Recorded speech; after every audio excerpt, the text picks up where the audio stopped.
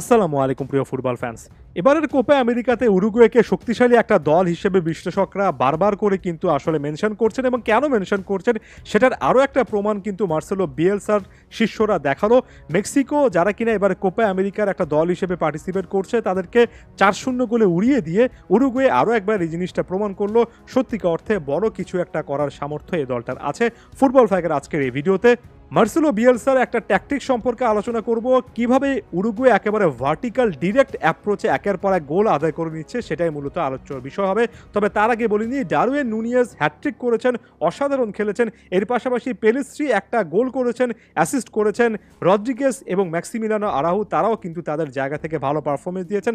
অর্থাৎ উরুগুয়ের final third একেবারে বিধ্বংসী একটা রূপ কিন্তু দেখালো।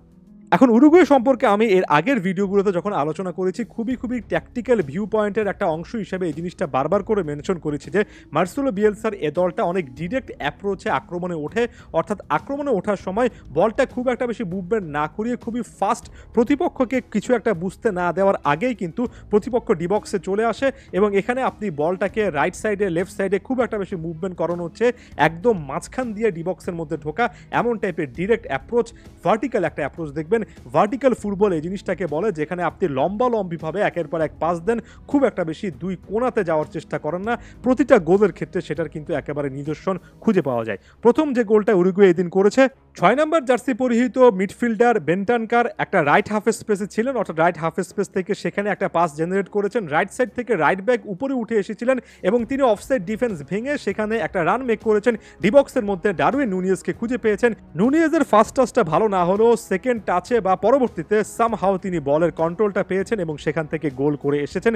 এখানে আরও একবার বেন্টানকার রাইট হাফ স্পেসে থাকা রাইট ব্যাকের ওভারল্যাপ করে উপরে উঠে এসে একেবারে ডিরেক্ট একটা অ্যাপ্রোচে গোল করার একটা চিত্র কিন্তু স্পষ্ট হয়ে ওঠে।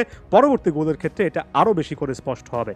দ্বিতীয় গোলের ক্ষেত্রে দেখুন, উরুগুয়ে অন দ্য ফিল্ড 4-2-3-1 ফরমেশনে খেলছে। অর্থাৎ এখানে একজন ডিফেন্সিভ মিডফিল্ডের দায়িত্ব পালন করবেন, আরেকজন হবেন বক্স টু বক্স মিডফিল্ডার। এখানে 5 নম্বর জার্সি পরিহিত ডিফেন্সিভ মিডফিল্ডার ম্যানুয়েল এগার্তে কিন্তু একেবারে ভার্টিক্যাল একটা অ্যাপ্রোচ শুরু করেছেন। তিনি পাসটা দিয়েছেন বক্স টু বক্স মিডফিল্ডার হিসেবে খেলা বেন্টানকারকে, 6 নম্বর জার্সি পরিহিত প্লেয়ার। তিনি বলটা নিয়ে সামনে মুভমেন্ট করেছেন, ডানে বাড়িয়েছেন এবং দেখবেন 6 নম্বর জার্সি পরিহিত বেন্টানকার কিন্তু তার রানটা অব্যাহত রেখেছেন এবং তিনি ডিবক্সে ঢুকার কারণে প্রতিপক্ষ 4 নম্বর জার্সি পরিহিত একজন ডিফেন্ডারকে নিজের গায়ের সঙ্গে লাগিয়ে রেখেছেন, যে কারণে ওই ডিফেন্ডারটা আসলে বুঝতে পারেননি যে এখানে বেন্টানকার সত্যিকার অর্থে অফ দ্য বল মুভমেন্টের মাধ্যমে তাকে ম্যাচটা থেকে বা তাকে ডিবক্সের এমন একটা পজিশনে নিয়ে যাচ্ছেন যাতে করে ওই জায়গা থেকে 11 নম্বর জার্সি পরিহিত পেলিস্ট্রি একেবারে খালি জায়গায় দাঁড়িয়ে থাকেন।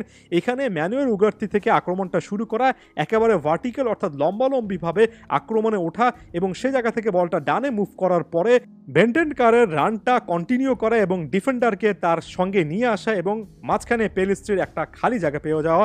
দেখতে অনেক সোজা বলে মনে হলেও এটা কিন্তু ট্রেনিং গ্রাউন্ডে বারবার করে প্র্যাকটিসের ফসল।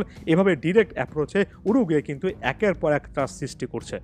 পরবর্তী গোলটা আরও একবার এই ভার্টিক্যাল অ্যাপ্রোচের একটা উদাহরণ। এখানে দেখবেন ডারউইন নুনিয়েজ বলটা পেয়েছে নিজের হাফে, সেখান থেকে এত বিশাল পরিমাণ এরিয়া তিনি কাভার করছেন, স্পেস পেয়েছেন, স্পেসটা ইউটিলাইজ করেছেন। ডানে যাননি, ডানে সতীর্থকে খুঁজেননি, বামে খুঁজেননি, একেবারে সরাসরি একদম পিচের সেন্ট্রাল ভাগটা ইউজ করে ঢুকে যাওয়ার চেষ্টা করেছেন। হালকা বামে লেফট হাফ স্পেসে থাকা প্লেয়ারটাকে পাস দিয়েছেন, সেখান থেকে ফিরতি পাসে ফিনিশ করে এসেছেন। এই যে মিডফিল্ডে বলটা পাওয়া এবং সেখান থেকে টেনে একেবারে ভার্টিক্যালি লম্বিভাবে একটা রান মেক করা, এটার কথাই বারবার বলছি, এর আগের ভিডিওগুলোতেও বলেছি। পরবর্তী গোলটাতে আপনি একই রকমের চিত্র খুঁজে পাবেন এবং এখানে সাম আপ করে যাওয়ার আগে এই কথাটাই বলতে চাই, উরুগুয়ের খেলার একটা স্পেশালিটি, একটা ভিন্ন অ্যাপ্রোচ আমার কাছে এই জিনিসটাই বারবার করে মনে হচ্ছে। সেটা হচ্ছে আপনি এত বেশি আক্রমণাত্মক ফুটবল খেলবেন যে সময় যাতে করে বাঁচে, সেহেতু আপনি বলটাকে আর ডানে কিংবা বামে দুই ফ্ল্যাঙ্কও পাঠাবেন না। যদি স্পেস থাকে তাহলে আপনি একেবারে মাঝখানে জায়গাটা ইউজ করে সেখান থেকে একের পর এক গোল করে আসবেন। Direct vertical approach. এখন এই জিনিসটা কি বড় বড় দলগুলোর বিপক্ষে কাজে লাগবে কিনা, যেমন আর্জেন্টিনা ব্রাজিলের মতো দল তো এত বেশি স্পেস দেবে না, হয়তোবা অনেক বেশি করে কাজে লাগবে না। তবে এখানে মেন্টালিটির কথা বলা হচ্ছে, মানসিকতার কথা বলা হচ্ছে, একটা আগ্রাসী মেন্টালিটি যে রয়েছে সে জিনিসটা স্পষ্টত বোঝা যাচ্ছে। তাই শেষ পর্যন্ত ট্যাকটিক্স কাজে লাগবে কিনা সেটার জন্য আমাদের কোপা আমেরিকার পর্যন্ত অপেক্ষা করতে হবে। তবে এখন পর্যন্ত মানসিকতায় মার্সেলো বিয়েলসার এ দলটা সত্যিকার অর্থে ভিন্ন একটা অ্যাপ্রোচ যে দেখাচ্ছে সেটা নিয়ে বিন্দুমাত্র কোনো সন্দেহ নেই।